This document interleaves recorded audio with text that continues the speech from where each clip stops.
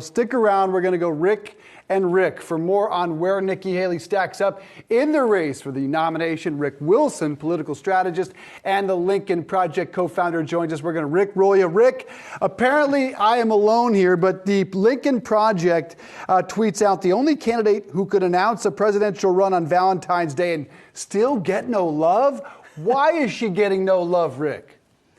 Look, you guys exactly identified the wedge that she's in.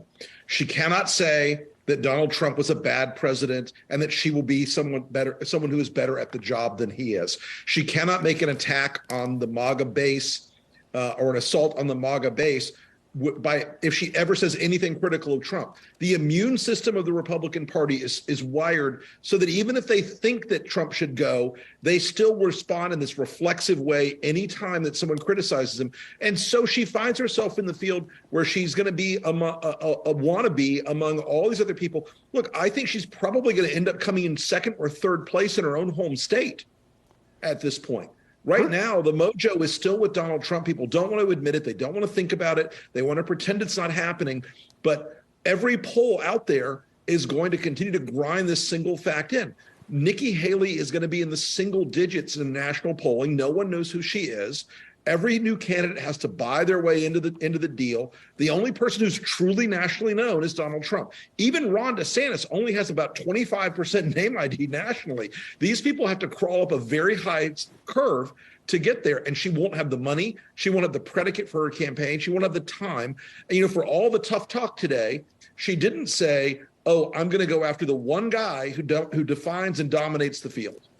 Rick, let's jump ahead. Who do you see as, let's say, the three finalists in the Republican primary? Donald Trump, and Donald Trump. I mean, really? Honestly, I think he's gonna do what he did in 2016. Look, all these candidates that are thinking of getting in, and Nikki Haley today, they're all relying on magical thinking. They all live in a fantasy world. They're like, she's thinking, well, DeSantis will soften him up, and then I'll sneak in and get DeSantis. It's the same sort of logic that Jeb Bush and Marco Rubio and Ted Cruz and Chris Christie all had in 2016. They all thought Trump would self-destruct or someone else would take him out. Then they would sneak in and become the nominee. It's magical thinking. I have a better chance of being the nominee than Nikki Haley. I mean, this is not the kind of race that lends itself to fantasy. Donald Trump is a protean force inside the Republican Party. Unless you are figuring out a way to dominate him, take him out, knock him down, kick his ass, you are not really a candidate. You are a passenger. And that's where Haley is right now. I hate to break your heart, buddy, but you do not have a better chance than Nikki Haley to win this nomination. You do not have my vote. You're a big fan. I think she has zero chance. I think she can thread the needle here, but to your logic, I assume that eliminates Mike Pence, Mike Pompeo, and anyone who is aligned with Donald Trump and therefore gives only one man a realistic shot, which is Ron DeSantis, because he has not been inside the Trump administration. I believe, though, that Ron DeSantis is actually more vulnerable in some ways than even a Nikki Haley.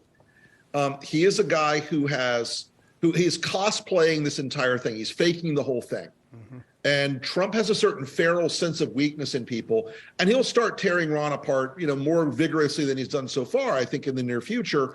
And while DeSantis is a strong candidate on paper, the National Review crowd loves him and the major donors love him. But those are the same people that in 2016 thought that there was no way that Donald Trump could beat Jeb and Marco. They were fabulous Florida conservatives who could appeal to Hispanics, and they could stick to their principles with a smile on their face and all these other predicates.